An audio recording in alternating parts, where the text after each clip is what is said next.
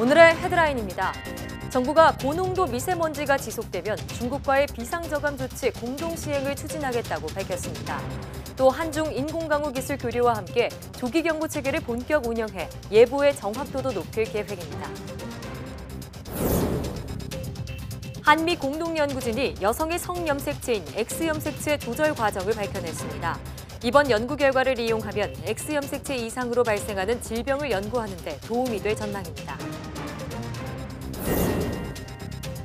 정부가 세계 최초 5G 상용화를 위해 관련 서비스 발굴 등 생태계 조성에 집중 지원합니다. 또 기초연구 지원을 확대하고 국민 생활과 밀접한 재난 안전 대응 투자도 강화하기로 했는데요. 취재 기자와 자세한 얘기 나눠보겠습니다. 우주와 함께 깊은 바닷속은 신비로운 매력으로 많은 탐험가가 모이는 곳인데요. 바닷속 파라다이스를 카메라에 담아내는 김태엽 수중사진 작가를 주민피플 시간에 만나봅니다.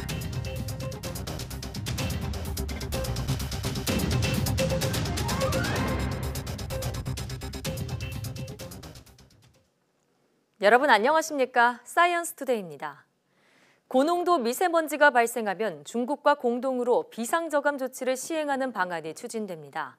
또 사흘 연속 비상저감 조치가 발령되면 공공부문이 선도적으로 국가 공공차량을 전면 운행 제한하는 방안도 추진됩니다.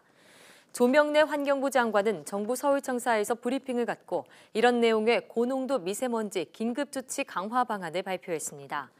우선 환경부는 국외 미세먼지의 영향을 최소화하기 위해 서해 상공에서 중국과 공동으로 인공강우 실험을 추진하고 양국이 공동으로 비상저감 조치를 시행하는 방안도 협의할 예정이라고 밝혔습니다. 이와 함께 비상조치가 발령되면 공공부문 차량 2부제가 시행되는데 사흘 연속 발령될 경우 정부와 공공부문 차량 사용을 전면 제한하기로 했습니다. 또 닷새 이상 연속 발령되면 현재 5등급 차량에 국한돼 있는 운행 제한 대상을 확대하고 지역별로 차량 부제를 자율 시행하는 방안도 검토하기로 했습니다. 심각한 대기 오염에 시달리는 중국 정부가 미세먼지 저감 목표를 달성하지 못한 지방 정부를 처벌하는 등 강력한 단속에 나서기로 했습니다. 홍콩의 사우스차이나 모닝포스트는 중국 생태환경부가 이번 겨울에 정부가 설정한 대기질 기준을 지키지 못한 도시는 올해 안에 초미세먼지 농도를 최소 2% 줄여야 한다는 방침을 세웠다고 보도했습니다. 이 감축량을 지키지 못한 지방정부는 처벌을 받게 됩니다. 류빙장 생태환경부 대기환경국장은 일부 지방정부는 최근 몇 년간 힘들었으니 대기 개선 활동을 이제 좀 쉬어야겠다고 생각하는 것 같다면서 이들 정부는 모두 처벌에 직면할 것이라고 경고했습니다. 최근 6년간의 각종 여론조사에서 국민의 76%는 초미세먼지를 줄이기 위해 전면적인 차량 2부제에 참여할 의사가 있다고 응답한 것으로 나타났습니다. 환경보건시민센터는 2013년부터 2017년까지 5년 동안 서울대와 서울시, 환경운동연합 등이 조사한 9건의 각종 설문조사를 분석한 결과 이같이 나타났다고 밝혔습니다. 조사 집계를 보면 이들 여론조사에서 차량 2부제에 찬성하고 참여하겠다는 응답률은 평균 76.1%로 나타났습니다. 이 미세먼지는 바깥만이 문제가 아닙니다. 실내 오염도 만만치 않아서 공기청정기는 이제 필수품이 됐는데요. 제품이 다양해 어떤 걸 골라야 할지 고민하는 분들 많으실 겁니다. 공기청정기 구매 전에 무엇을 살펴봐야 할지 박석영 기자가 정리해봤습니다. 연일 계속되는 미세먼지 탓에 주부 박혜림 씨는 요즘 아이와 함께 집 안에서 훨씬 많은 시간을 보냅니다. 뿌연 바깥 공기의 환기조차 힘든 요즘, 걱정스러운 마음에 거실은 물론 아이 방까지 공기청정기를 들였습니다.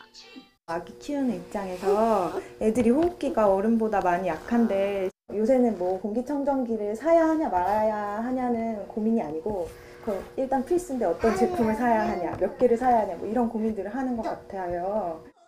판매 중인 공기청정기 성능은 대체로 우수한 편이지만 건강과 직결되는 만큼 좀 더 꼼꼼히 따져볼 필요가 있습니다. 무엇보다 중요한 것은 필터의 성능입니다. 숫자가 높을수록 좋은데 미세먼지를 걸러내기 위해서는 13등급 이상의 헤파 필터를 사용하는 것이 권장됩니다. 제품 설명서에 명시된 필터 교체 주기도 지켜야 합니다. 필터를 할 수 있는 입자의 크기에 따라서 등급으로 나눠지는데 H13 등급 헤파 필터 탑재된 상품을 추천드리고 있습니다. 포장 겉면에 공기청정기 협회의 CA나 한국표준협회의 KS 인증 마크가 있는지 살펴봐야 합니다. 또 사용 면적을 확인하고 정화할 공간보다 1.3에서 1.5배 정도 용량이 큰 제품을 선택해야 합니다. 특히 넓은 공간에는 큰 제품 한 대보다 작은 제품 여러 대를 들이는 것이 더욱 효과적일 수 있습니다. YTN 박서경입니다. 우리나라에선 안아키, 즉 약을 안 쓰고 아이를 키우는 부모들이 문제지만 미국에서도 아이들의 예방접종을 거부하는 부모들 때문에 보건당국이 골머리를 앓고 있습니다. 그런데 미국의 한 고등학생이 부모의 뜻을 거스르고 백신을 맞아 미 의회에서 증언까지 하게 됐습니다. 최소라 기자입니다. 미국 오하이오주의 고등학생 이던 린든버거는 지난해 11월 인터넷에 글을 올렸습니다. 예방접종이 자폐증이나 뇌손상을 유발한다고 믿는 부모 밑에서 자라 지금까지 예방접종을 받아본 적 없다는 고백이었습니다. 18살이 되면서 예방접종을 받고 싶어졌다는 그는 예방접종을 받을 수 있는 병원을 물었습니다. 한 달 뒤 린든버거는 글과 동영상을 통해 마침내 B형 간염과 인플루엔자 백신 등 여러 예방접종을 받았다고 밝혔습니다. 린든버거의 사례는 예방접종을 거부하는 부모들이 늘고 있는 미국 사회에서 큰 관심을 받았습니다. In one such instance where I approached my mother with information from the CDC that claimed vaccines do not cause autism, she responded with that's what they want you to think. 예방접종에 대한 잘못된 믿음은 홍역 백신이 자폐증과 상관관계가 있다는 내용의 1988년 영국 논문에서 시작됐습니다. 이후 수많은 반박 논문이 쏟아졌고 2010년엔 해당 논문의 데이터가 조작된 것이 드러났지만 일부는 여전히 예방접종을 불신하고 있습니다. 실제 미국 내 만 2살 이하 영유아의 백신 미접종 비율은 2001년 0.3%에서 2011년 0.9%, 2015년엔 1.3%로 증가하고 있습니다. When parents get much of their information about healthcare issues such as vaccines from the internet or from social media platforms such as Twitter and Facebook, reading uninformed opinions in the absence of accurate information can lead to really understandable concern and confusion in these parents. 예방접종으로 95% 예방할 수 있다고 알려진 홍역은 지난해 기준 전 세계에서 23만여 명이 걸려 1년 전보다 6만여 명 증가했습니다. 국내에서도 한때 논란을 일으켰던 안아키 부모들의 잘못된 믿음이 오히려 자녀를 위기에 몰아넣는다는 우려가 나옵니다. YTN 사이언스 최소라입니다. 여성의 성염색체인 X염색체의 조절 과정이 밝혀졌습니다. 한양대와 연세대, 미 하버드의대 공동연구팀은 여성의 X염색체 2개 중 1개가 비활성화하는 원리를 규명했다고 밝혔습니다. 여성은 X염색체 2개, 남성은 X와 Y염색체 각각 1개씩을 갖고 있지만 여성은 X염색체 1개가 불활성화돼 X염색체의 총 발현량에서 남성과 차이가 없습니다. 연구팀은 X염색체를 불활성화하는 지스트 유전자를 분석해 이 유전자의 핵심 기능 부위를 밝혀냈고 지스트 유전자를 삭제했을 때 X염색체가 재활성화되는 것도 관찰했다고 설명했습니다. 이번 연구는 X염색체 이상으로 발생하는 질병을 연구하는 데 도움이 될 것이라고 연구팀은 말했습니다. 갑상선 관련 질병이 여성이 남성보다 2.5배 이상 더 많은 것으로 나타났습니다. 철이나 비타민 D 등 영양결핍에 의한 질병도 남성보다 여성이 4배가량 많은 것으로 분석됐습니다. 건강보험심사평가원은 지난해 의료기관에서 진료를 받은 여성 환자 2,400여만 명을 분석한 결과 이같이 나타났다고 밝혔습니다. 내용을 보면 갑상선 호르몬이 과다 생성되거나 너무 적어 생기는 지병으로 진료를 받은 여성 환자는 남성보다 2.5에서 5.3배 많았습니다.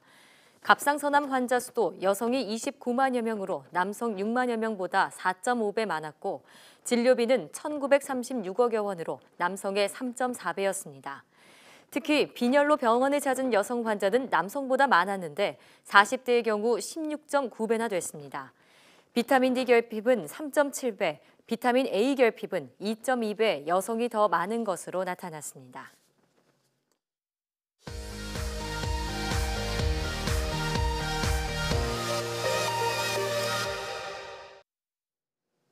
화제의 뉴스를 골라 과학 기자의 시선으로 분석하는 과학 본색 시간입니다. 오늘은 이성규 기자와 함께하겠습니다. 어서 오세요. 안녕하세요. 네, 오늘 어떤 이야기 준비하셨나요? 해마다 연초가 되면은 각 부처별로 대통령 업무 보고라는 걸 하는데요. 예. 뭐 이미 보고를 끝마친 부서도 있고 아직 하지 않은 부서도 있는데 오늘은 올해 이제 과기정통부 대통령 업무 보고 관련 내용을 준비했습니다. 네, 자 과기정통부 업무 중에 지난해부터 계속 주목을 받았던 게 바로 5G 상용화죠. 관련해서는 어떤 내용이 나왔나요? 그러니까 5G는 현재 LTE의 뒤를 잇는 차세대 이동 통신을 말하는 거잖아요. 네. 근데 이제 우리가 이제 LTE도 그렇고 그 LTE 이전에 3G가 상용화될 때도 그랬고 어떤 새로운 이동 통신이 상용화되기 위해서는 몇 가지 기본적인 조건이 충족이 돼야 돼요. 예. 일단 뭐 기본적으로 네트워크가 준비가 돼야 되겠고요. 네. 그다음에 이 네트워크를 전송할 수 있는 기지국이 설치가 돼야 되고 마지막으로 이제 이 5G 통신이 가능하도록 해주는 전용 단말기가 있어야 되죠. 예. 근데 이제 아시다시피 전 세계 스마트폰 시장은 삼성과 애플이 주도하고 있는데 아직 이 두 회사 모두 5G 전용 폰이 출시가 안 됐어요. 그러니까 이런 점을 고려해서 예. 정부는 이제 세계 최초로 5G 상용화를 추진을 하지만 이렇게 급하게 서두르지는 않겠다. 뭐 이런 입장이거든요. 네. 이 단말기도 사실상 거의 완성 단계에 들어갔지만 이제 최종 점검을 조금 더 면밀하게 해서 좀 더 완성도가 높은 서비스를 뭐 상용화하겠다. 뭐 이런 계획인 거죠. 예. 자, 그러니까 5G 상용화 일정이 다소 늦춰질 수도 있다 이런 말씀이고요. 자, 또 이 5G가 통신 서비스만 다루는 건 아니잖아요. 이 시장이 더 크려면 관련한 다른 산업들도 좀 함께 추진을 해나가야 할 텐데요. 그럼 5G 상용화와 맞물려서 사실은 새로운 통신 시장이 열리는 거잖아요. 예. 이 시장을 선점하기 위해서는 우리가 이제 전후방 산업이라고 이 5G 통신과 관련된 산업 또 이제 새로운 그런 신 서비스 창출이 필요한데요. 네. 이런 게 이제 서로 맞물려 이루어져야지 그 시장을 조명하는 데 유리한 건데 이를 위해서 이제 정부가 어떤 뭐 금융이나 뭐 환경, 문화, 미디어 등 분야별로 빅데이터 플랫폼을 구축을 하고요. 이와 연계한 빅데이터 센터도 한 100개소를 구축할 계획입니다. 네. 그리고 이제 한국판 인공지능 의사라고 할 수가 있는 닥터 앤서 서비스를 한 12월 정도쯤에 선보일 예정이고요. 교통 혼잡 개선을 위해서 이제 서울시와 민간 데이터를 활용해서 교통량을 예측하는 그런 시뮬레이션을 개발을 하고 실제 서울시에 있는 4개 구 정도를 대상으로 실증할 계획입니다. 예. 또 여기에 더해서 5G 기반의 뭐 가상현실이나 증강현실 콘텐츠를 개발을 뭐 한다. 이런 내용도 포함되어 있습니다. 네, 자 그러니까 5G 활용을 좀 극대화할 수 있는 그런 산업에 힘쓰기로 한다 이런 얘기까지 들어봤고요. 또 지난해 11월이죠. KT 아현국사 화재를 계기로 통신 인프라 안전에 대한 문제도 제기가 됐었는데요. 이 부분은 어떻게 조치하기로 했나요? 이 통신하는 점검 대상이 이제 A 등급부터 D 등급까지 있는데 이제 뭐 결론부터 얘기하면 D 등급까지 정부가 책임을 지겠다 뭐 이렇게 볼 수가 있는 거죠. 네. 우리 기존에는 ABC 등급의 경우에는 한 2년 정도 주기로 점검을 했고 D 등급은 자체 점검이었어요. 그러다 보니까 이제 KT 뭐 아현국 지사 화재 같은 게 났다 이렇게 보는 건데요. 이것을 개선을 해서 ABC 등급은 이제 1년으로 줄이고 D 등급 같은 경우에도 2년을 주기로 뭐 점검을 하겠다. 뭐 이런 겁니다. 그렇군요. 이렇게 통신 대란 더 이상 반복되는 일은 없어야겠습니다. 또 올해 정부 R&D 예산이 처음으로 20조 원을 돌파했습니다. 그만큼 R&D 혁신을 정부 차원에서 주도해 나가겠다 이런 얘기인데요. 구체적으로는 어떤 계획을 세우고 있나요? 그러니까 현 정부 들어서 이 R&D 정책의 기조 가운데 굉장히 강조하고 있는 것 중에 하나가 이 기초 연구 분야를 확대하겠다는 거거든요. 네. 그러니까 뭐 연구자 중심의 기초 연구라고 해서 정부에서 어떤 연구 주제를 주는 게 아니라 연구자 스스로 자율적으로 연구 주제를 찾아라. 예. 뭐 이런 연구를 얘기하는 건데요. 올해에도 이런 기조를 이어가서 지난해보다 관련 연구를 좀 대폭 향상하겠다, 늘리겠다. 뭐 이런 거예요. 그래서 네. 지난해 이 연구자 중심 기초 연구 예산이 대략 한 1조 4천억 원 정도 규모인데요. 올해는 이것을 한 1조 7천억 원까지 끌어올리고 장기적으로는 2022년까지 한 2조 5천 원까지 확대할 계획입니다. 그렇군요. 이와 함께 이제 국민 생활과 밀접한 그런 문제들을 해결하는 R&D에도 예산을 좀 투입할 계획인데요. 뭐 재난 안전 등에 약 한 1조 원 정도를 그리고 미세먼지 저감에 한 1,100억 원 정도를 투입할 계획입니다. 그렇군요. 방금 미세먼지 말씀하셨는데 이 부분은 정부가 더욱 적극적으로 나섰으면 하는 바람입니다. 이 R&D 예산과 관련해서 또 빼놓을 수 없는 게 미래 유망기술 투자 부문입니다. 미래 유망기술 하면은 대표적으로 어떤 걸 들 수 있을까요? 뭐 여러 가지 기술이 있겠지만 요즘 우리가 자주 듣는 용어가 이제 바이오 경제, 예. 뭐 수소 경제 이런 용어가 자주 들리거든요. 네. 그래서 일단 이 바이오 경제 부문과 관련해서는 이제 범부처 신약 개발 프로젝트에 한 2조 원 정도가 투입이 되고요. 그다음에 이 수소를 좀 생산하고 저장하는 그런 기술 개발에 한 100억 원 정도가 또 신규로 투입이 됩니다. 예. 또 이들 기술 이외에 이제 우리가 꿈의 컴퓨팅이라고 불리는 뭐 양자 컴퓨팅 기술이나 지능형 반도체 개발 등에도 투자가 좀 늘어날 계획입니다. 네, 지금 유망 기술 말씀해 주셨는데 사실 이 모든 것의 기본은 사람이잖아요. 그만큼 과기 분야 인력 양성이나 일자리 창출 문제도 중요할 텐데요. 관련해서 어떤 얘기가 나오고 있나요? 인력이나 일자리는 굉장히 중요한 문제잖아요. 예. 지금 워낙 취업이 어려우니까. 근데 기업들 얘기를 들어보면은 이렇게 취업자, 구직자는 많은데 정작 기업에서 원하는 인재는 정말 찾기 힘들다 이런 얘기들 많이 하잖아요. 예, 맞습니다. 근데 정부가 생각하는 것은 이 과기 분야에서도 좀 맞춤형 인력을 좀 양성해야 되는 거 아니냐. 맞춤형 인력이요. 그런 생각을 하고 있고요. 예. 그래서 뭐 최고 수준의 인재를 양성하는 목표 이런 거를 실행하는 이노베이션 아카데미라는 거를 신설할 계획이고요. 네. 이노베이션 아카데미는 어느 정도 일정 수준의 좀 소양과 자질을 갖춘 청소년을 대상으로 혁신 교육을 실행할 예정입니다. 예. 또 이공계 대학의 경우에는 현재 카이스트와 같은 과학기술원을 중심으로 이렇게 좀 학문과 학문을 넘나드는 그런 융합연구나 초학제 연구를 도입할 그런 계획도 갖고 있습니다. 예. 또 이제 교육부와 좀 협의를 해서 이공계 중심대학을 좀 키우겠다. 이런 계획도 이제 상반기 중에 수립할 예정입니다. 네, 이공계 핵심 인력 양성이 일자리 창출은 물론 기술 혁신의 발판이 되기를 기대해 보겠습니다. 뿐만 아니라 소외계층이나 노년층을 위한 그런 R&D 투자도 확대해 나간다고 하던데 이 부분은 어떤 얘기인가요? 사실 어떻게 보면 굉장히 흥미로운 R&D 투자라고 할 수가 있는데요. 보통 우리가 이제 어르신들 하면은 스마트폰 좀 이용하는 게 조금 어렵잖아요. 맞습니다. 이런 어르신들을 대상으로 모바일 기기를 뭐 교육시키겠다 이런 내용이 포함되어 있어요. 예. 그래서 뭐 간단하게 모바일 뱅킹이나 기차표 예매 등을 뭐 교육을 한다 이런 내용이 들어가 있고요. 고령화 사회가 되면서 이 치매가 굉장히 중요한 문제잖아요. 네. 그래서 치매 환자를 간병하는 뭐 보조 로봇을 개발한다거나, 그다음에 발달장애 아동을 좀 도와주는 인지학습 뭐 AI 가정교사를 도입할 뭐 계획을 가지고 있습니다. 네. 여기에 더해서 이제 시내버스의 공공 와이파이 한 2만 개를 구축을 하고 좀 이렇게 도서벽지 등 전국 공공 장소까지로 하면 한 1만 개까지 확대할 계획이다. 뭐 이런 내용입니다. 그렇군요.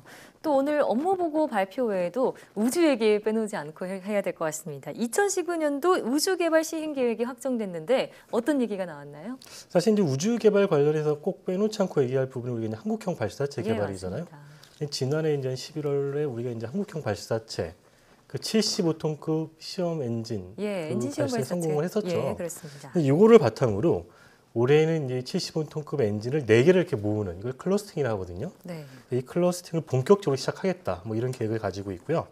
그다음에 한국형 발사체가 총 3단으로 구성이 되어 있는데 이 3단에 쓰일 7톤급 엔진의 종합 연소 시험도 추진한다는 계획입니다. 예, 한국형 발사체 오는 2021년에 본 발사가 예정이 돼 있죠. 이뿐만 아니라 올해 좀 주목해봐야 하는 그런 우주 이슈가 있나요? 근데 지난해 말에 우리가 천리안 기성 2A호를 발사에 성공했었잖아요. 예.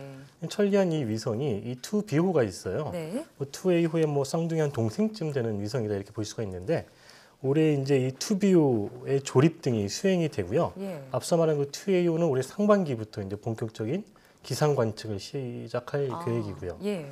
여기에 더해서 이제 다목적 시력 위성 뭐 이런 것들을 계속 추진해 나갈 계획이고요.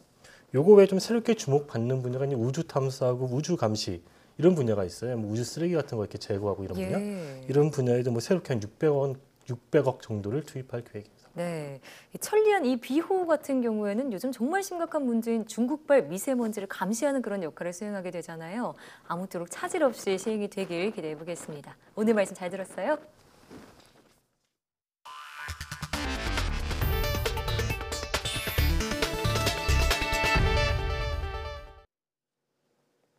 쉰살 이상의 장노년층이 장시간 TV를 시청하면 단어를 기억하는 능력이 낮아진다는 연구 결과가 나왔습니다. 영국 컬리지 런던대 연구팀은 50살 이상의 남녀 3,600명을 대상으로 하루 TV 시청 시간과 인지 기능의 관계를 분석한 결과 이렇게 나타났다고 밝혔습니다. 조사 결과를 보면 TV 시청 시간이 하루 평균 3.5시간 이상이면 그보다 시청 시간이 짧을 때보다 기억력 테스트에서 낮은 점수를 받은 것으로 나타났습니다. 연구팀은 TV를 오래 시청하면 독서 등 인지 기능에 좋은 영향을 주는 두뇌 사용 시간이 줄어들고 폭력과 재해 등 자극이 강한 프로그램으로 인한 스트레스로 기억력이 떨어졌을 가능성이 있다고 분석했습니다.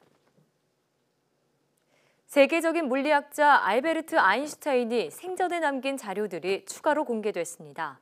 이스라엘 히브리 대학은 미국 시카고의 크라운 굿맨 재단이 노스캐롤라이나의 한 수집가로부터 구매해 기증한 것이라며 아인슈타인의 자료 110여 점을 새로 공개했습니다. 다음 주 아인슈타인의 탄생 140주년을 앞두고 공개된 자료들은 그가 1940년대 후반 손으로 직접 쓴 수학 계산이 대부분입니다. 아인슈타인이 쓴 편지들과 논문 관련 자료들도 포함됐습니다. 특히 아인슈타인이 1930년 독일 베를린의 프로이센 과학 아카데미에 제출한 통일장 이론에 관한 논문의 부록이 주목됩니다. 8페이지 분량의 부록은 그동안 출판되지 않았고 연구자들이 복사본만 갖고 있었으며 부록 원본은 그동안 분실된 것으로 추정됐었습니다.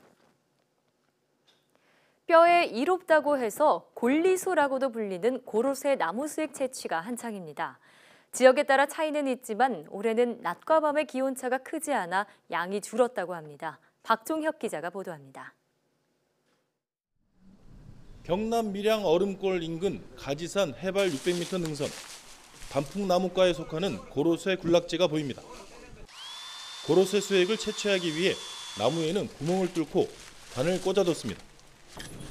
여러 개의 관이 모이는 큰 통을 열어보니 고로쇠물이 꽤 모였습니다. 600에서 700 정도 되는 고지대라서 온도 차이가 많이 나서 예로부터 이곳이 당도가 높고 고로쇠물을 유명한 곳입니다. 지리산 자락에서도 고로쇠 수액 채취가 한창입니다. 미리 나무에 꽂아둔 관에 연결된 통을 일일이 확인하며 천연약수 고로쇠물을 담습니다.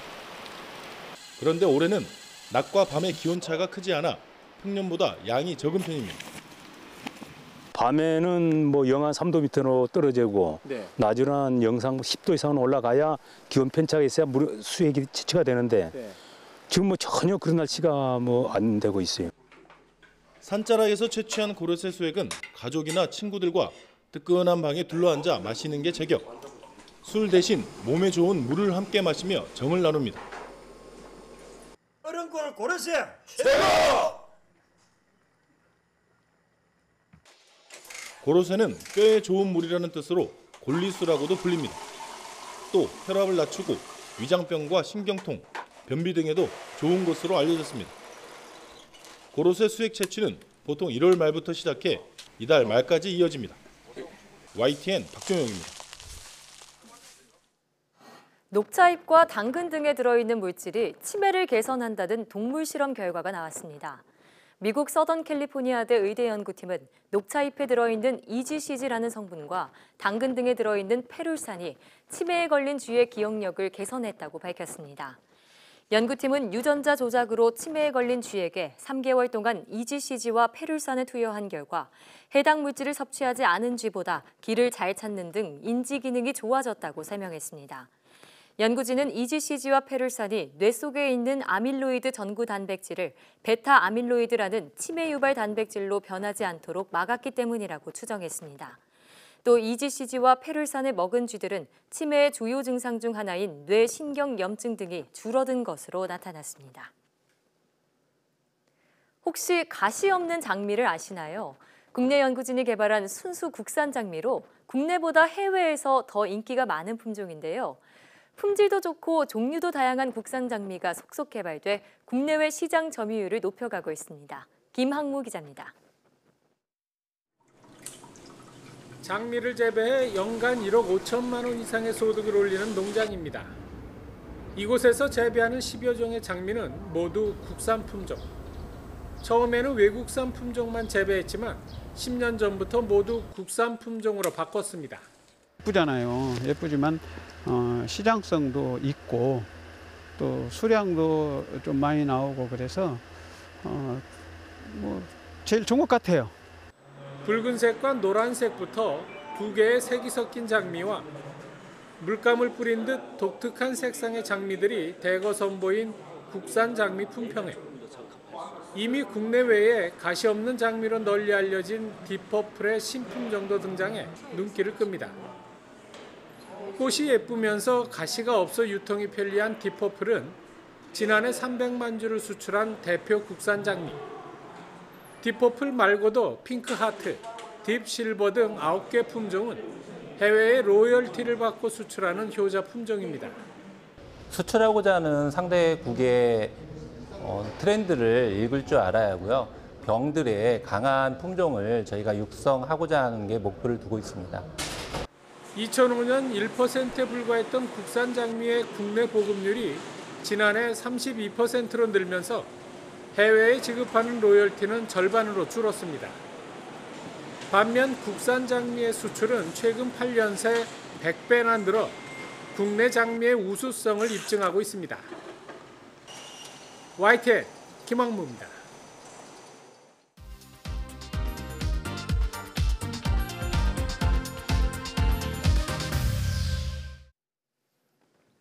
깊은 바닷속과 같은 공간은 쉽게 들어가 볼 수 없는 곳이어서 더욱 신비롭게 다가오죠.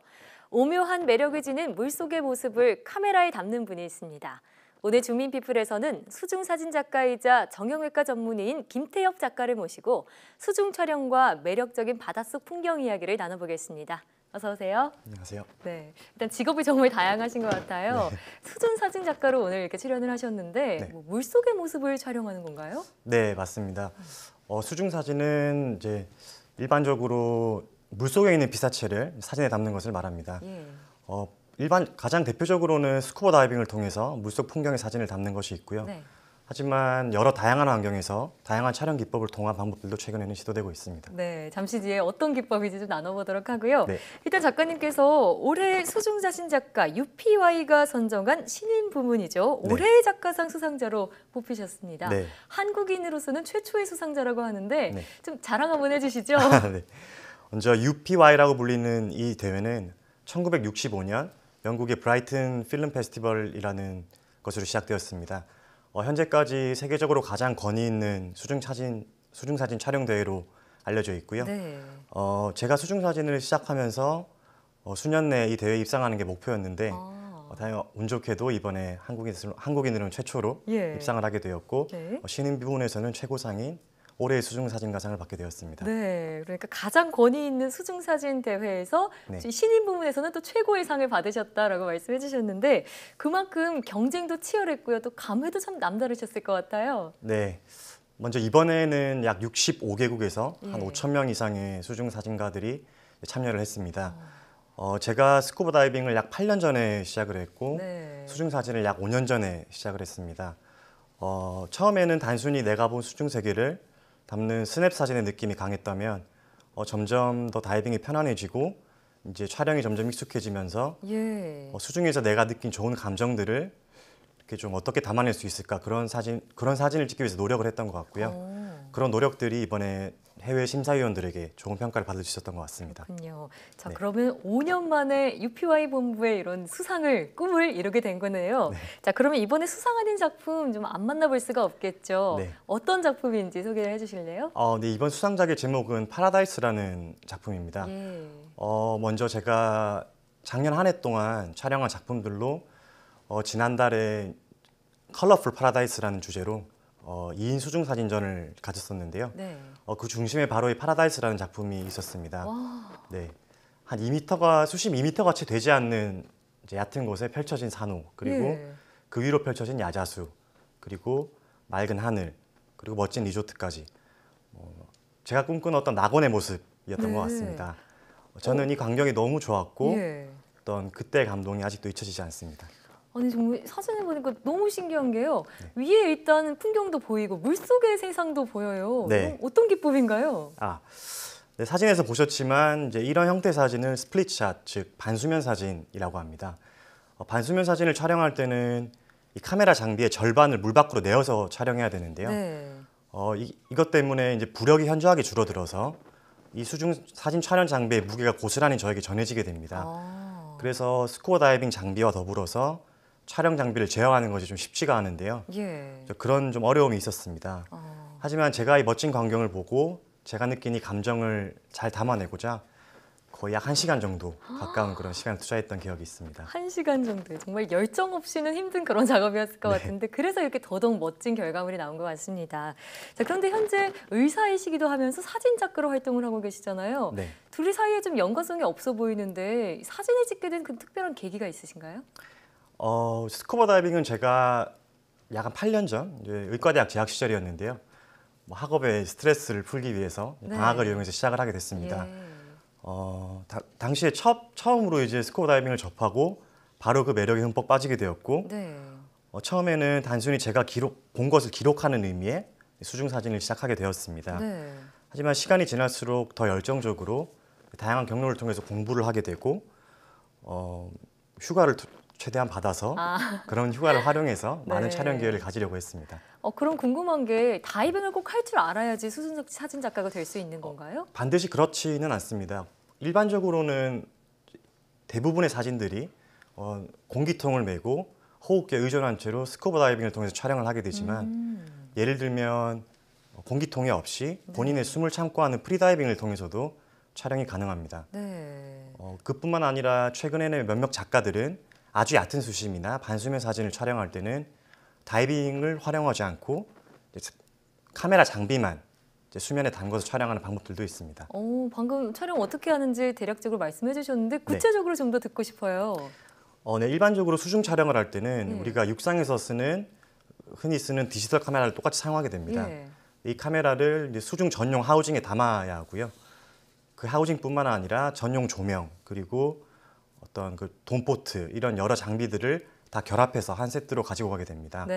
무게가 굉장히 만만치가 않은데요. 그러니까요. 일반적으로는 한 거의 10kg 정도 이상이 됩니다. 하지만 물속에서는 이 부력을 조절하는 특수한 장치를 이용해서 거의 무게는 크게 느껴지지는 않습니다. 하지만 그렇군요. 부피가 굉장히 크기 때문에 이런 모든 장비들과 스쿠버 다이빙 장비들을 모두 제어하는 것이 아주 쉽지만은 않습니다.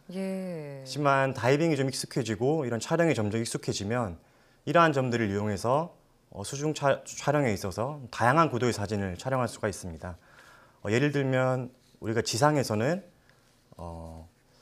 항상 두 발을 땅에 딛고 촬영을 맞아요. 하게 되죠.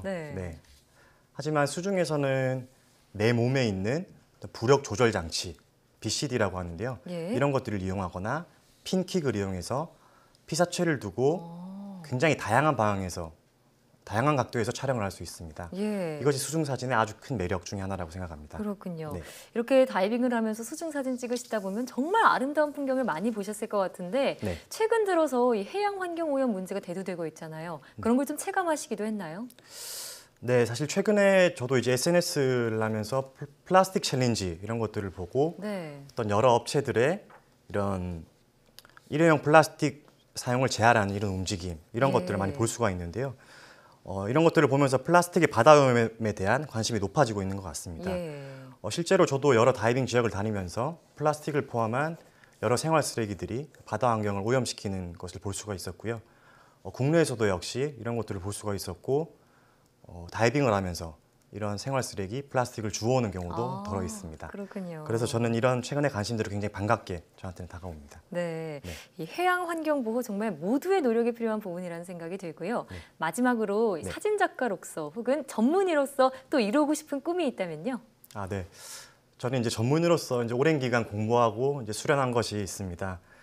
그만큼 많은 환자들에게 당연히 도움을 줘야 되는 그런 의사가 되는 건 당연한 거고요. 그것뿐만 아니라 저를 찾아가는 환자들이 있다면 그런 환자들의 마음에 위안을 줄 수 있는 어떤 그런 수중사진 작가로서 작은 갤러리 공간을 같이 하고 싶은 그런 꿈이 있습니다. 그렇군요. 그뿐만 아니라 더 나아가서 어떤 진료실 밖에서 어떤 아까 말씀드린 이런 해양 환경 오염과 관련된 이런 이슈를 메시지를 담은 그런 사진을 또 촬영하고 싶은 꿈이 있습니다. 그 작품은 수상작인 파라다이스를 뛰어넘는 그런 작품이기를 기대해 보겠습니다. 지금까지 김태엽 수중사진 작가와 함께 이야기 나눠봤습니다. 오늘 말씀 고맙습니다. 감사합니다.